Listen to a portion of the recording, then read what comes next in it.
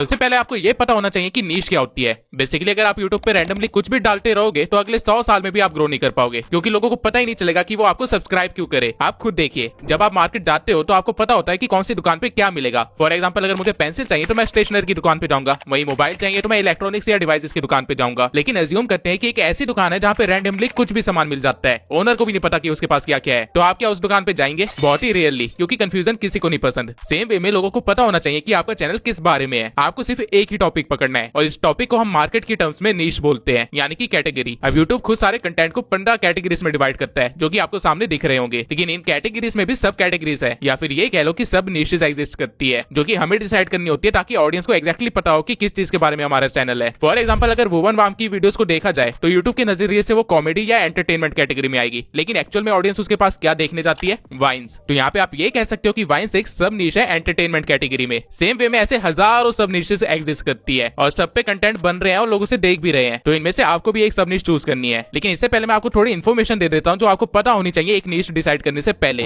हर नीश की earning same नहीं होती। हम नीश की अर्निंग को सीपीएम और आरपीएम से कंपेयर करते हैं। सीपीएम का मतलब होता है कि यूट्यूब को कितने पैसे मिल रहे हैं जब 1000 लोग किसी एड को देख रहे हैं। फॉर एग्जाम्पल, मान लीजिए कि यूट्यूब को $1 मिलता है जब भी 1000 लोग किसी एड को देखते हैं मेरे चैनल पे, तो मेरे चैनल का सीपीएम होगा $1। लेकिन क्या यूट्यूब पूरे पैसे मुझे दे देगा? नहीं, वो अपना 40% कमीशन काटेगा और मुझे मिलेंगे $0.55 पर 1000 व्यूज पे। इसे बोलते हैं आरपीएम। अब ये सीपीएम किस बेसिस पे डिसाइड होता है? ये डिसाइड इस बेसिस पे होता है कि किसी कंपनी ने गूगल को कितने पैसे दिए हैं एड दिखाने के लिए। फॉर एग्जाम्पल, एक ट्रेडिंग कंपनी जो कि दिन के 1 करोड़ कमा लेती होगी, वो एड दिखाने के लिए ज्यादा पैसे देगी, तो गूगल को ज्यादा सीपीएम मिलेगा। और उसकी एड कहाँ दिखाई जाएगी? फाइनेंस से रिलेटेड चैनल पे, क्योंकि उस कंपनी की टारगेटेड ऑडियंस वहीं पे बैठी है। तो हम कह सकते हैं कि फाइनेंस चैनल का सीपीएम ज्यादा होता है। वहीं एक ब्यूटी प्रोडक्ट कंपनी जो कि मुश्किल से साल का 1 करोड़ कमाती होगी, क्या वो इतने पैसे गूगल को दे पाएगी? नहीं, तो गूगल को खुद कम सीपीएम मिलेगा। और ब्यूटी प्रोडक्ट की टारगेटेड ऑडियंस कौन होती है? वो फीमेल जो कि डेली व्लॉग्स देखती है। तो हम कह सकते हैं कि डेली व्लॉग का सीपीएम कम होगा कंपेयर टू फाइनेंस नीश। और अगर सीपीएम कम है तो आरपीएम तो ऑटोमेटिकली कम हो ही जाएगा, क्योंकि गूगल अपने पैसे नहीं छोड़ने वाला है। ठीक इसी तरह हर कैटेगरी और हर सब कैटेगरी की अर्निंग अलग होती है एड रेवेन्यू से।